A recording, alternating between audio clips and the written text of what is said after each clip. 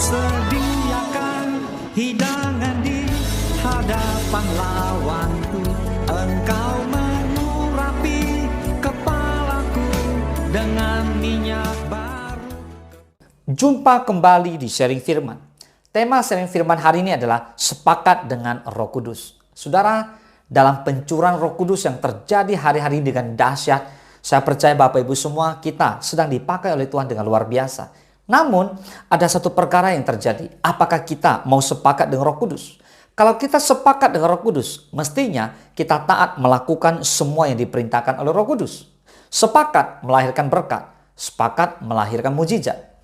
Efesus 1 ayat ke-14 dikatakan, dan Roh Kudus itu adalah jaminan bagian kita sampai kita memperoleh seluruhnya, yaitu penebusan yang menjadikan kita milik Allah untuk memuji kemuliaannya. Katakan amin. Artinya, Roh Kuduslah yang menjadi jaminan bagian kita sampai kita mengalami semua yang sudah Tuhan janjikan itu. Ada amin. Nah, saudara, hari ini saya mau berbagi tentang pentingnya sebuah kata sepakat. Persoalannya adalah, apakah kita mengerti apa arti kata sepakat? Sepakat adalah seia sekata. Sepakat kalau dalam bisnis itu artinya deal. Mencapai sebuah persetujuan untuk melanjutkan kerjasama sesuai perjanjian.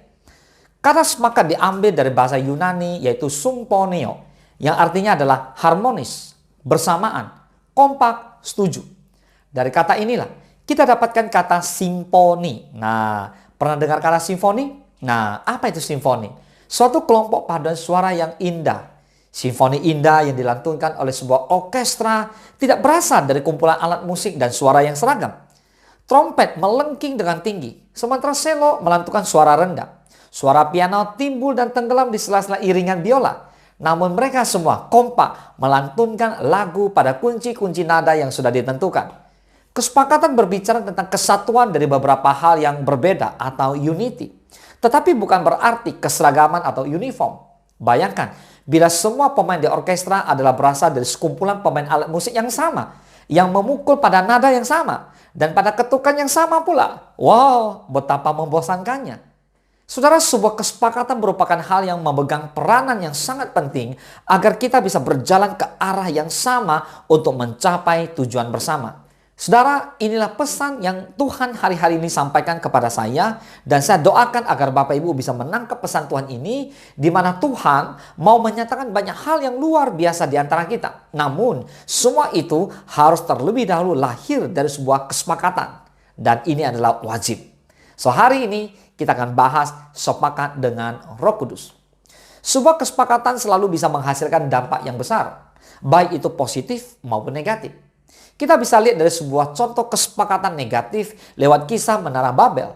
Di mana di Kejadian 11 ayat pertama sampai ke-9 kita lihat bagaimana orang pada masa itu bersepakat untuk mencoba menyayangi Tuhan.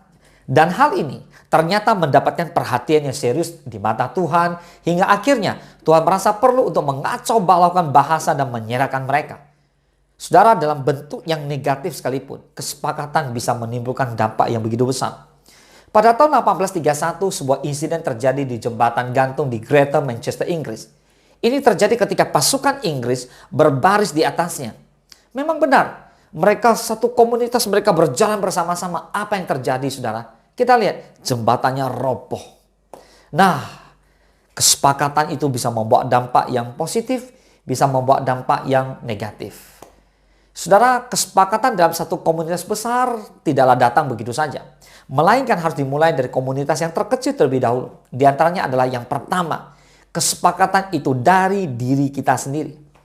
Yohanes 17 ayat ke-21. Supaya mereka semua menjadi satu, sama seperti engkau ya Bapa di dalam aku dan aku di dalam engkau.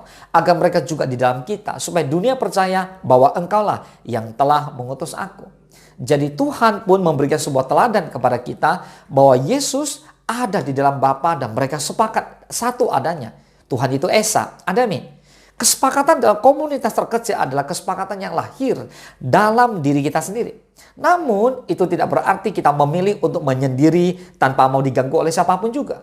Yang dimaksud lahir dari diri sendiri artinya inisiatif untuk bersepakat harus ada terlebih dahulu di dalam setiap kita orang percaya. Karena tidak mungkin orang bisa bersepakat dengan siapapun juga kalau dirinya sendiri belum apa-apa, sudah membangun benteng keengganan. Itu sebabnya kesepakatan yang paling awal yang harus ada di dalam diri kita adalah kesepakatan antara kita dengan Tuhan. Katakan amin.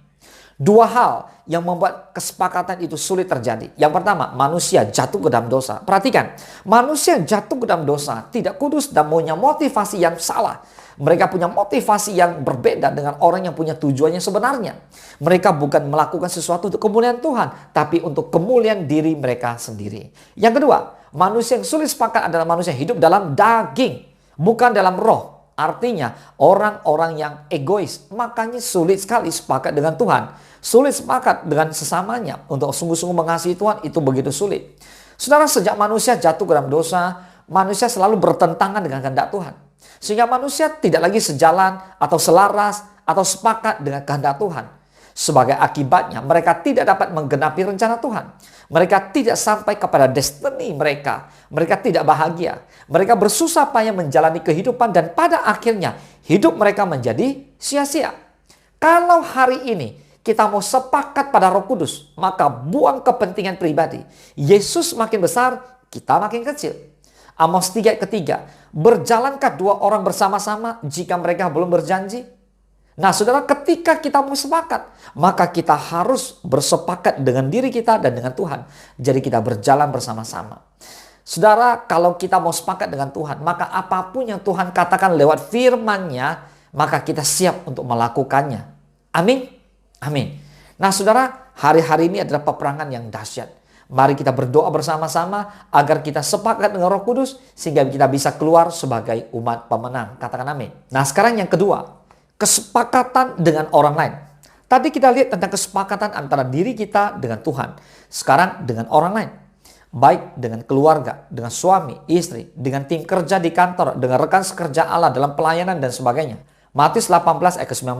Dan lagi aku berkata kepadamu, jika dua orang daripadamu di dunia ini sepakat meminta apapun juga, permintaan mereka itu akan dikabulkan oleh Bapakku yang di sorga. Katakan amin.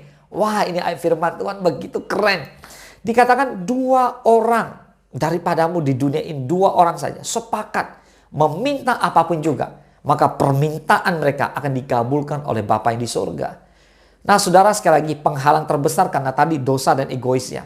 Jadi kita cross check masing-masing, jangan sampai kita ada dosa, jangan sampai kita egois. Amin.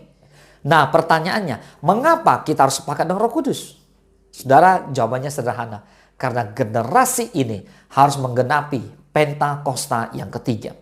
Nah saudara, saya mau bagikan sedikit kesaksian tentang penglihatan yang saya lihat dengan Tuhan.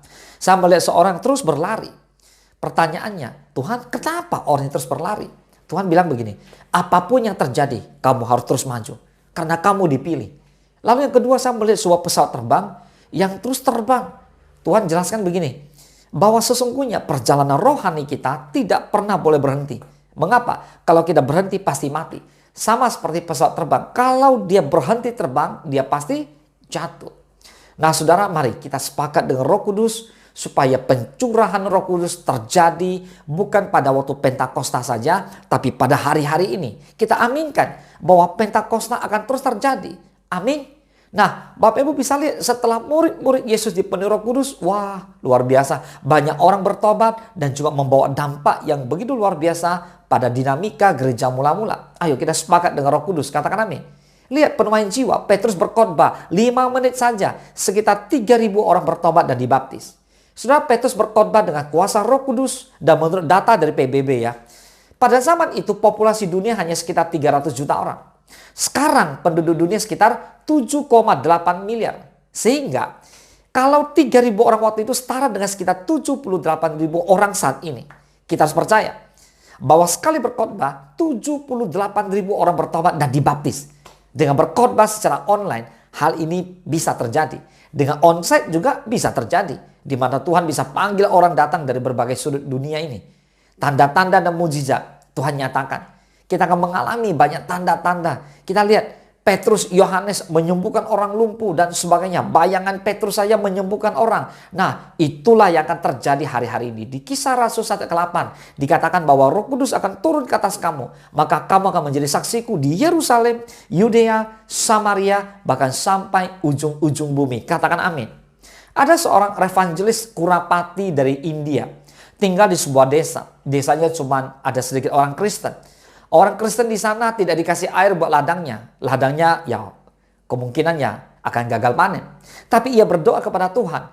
Lalu Tuhan suruh dia mengambil air seember. Lalu doakan air ember itu. Lalu ladangnya bisa menghasilkan panen berapa kali? 4 kali lipat dibandingkan dengan ladang-ladang orang yang di sekitarnya. Inilah mujizat yang kreatif yang Tuhan berikan kalau kita taat. Seperti apa yang dilakukan oleh evangelis Kurapati. So Bapak Ibu semua, mari saya berdoa seperti apa yang terjadi di Mazmur 84 ayat 8. Mereka berjalan makin lama makin kuat hendak menghadap Allah di Sion. Kalau tujuan kita adalah berjumpa dengan Yesus di surga, tujuan kita kalau hanya untuk sungguh-sungguh menyenangkan hati Tuhan, maka kita berjalan semakin hari akan semakin kuat. Boleh katakan amin? Saudara harus ingat bahwa tidak ada satupun yang maksimal yang bisa kita lakukan apabila kita hanya berjalan sendiri-sendiri. Sebuah keluarga tidak akan bisa harmonis dan kuat tanpa adanya kesatuan di antara anggota-anggotanya, suami, istri, dan anak-anak. Meski semua melakukan tugasnya masing-masing dengan baik, kekuatannya akan sangat lemah apabila tidak ada kesatuan di dalamnya. Dalam bisnis juga sama, karyawan tidak kompak. Dalam pelayanan juga sama. Sesama hamba Tuhan ribut, marah, benci, tidak kompak, saling menyalahkan dan saling menjelekkan dan sebagainya. Apa yang terjadi? Akhirnya semua tidak akan menghasilkan apa-apa. So, saudara, bersama dengan Tuhan, maka kita akan berjalan makin lama makin kuat. Untuk menjadi kuat, kita harus berjalan sepakat bersama dengan Roh Kudus. Katakan amin. Tuhan Yesus memberkati.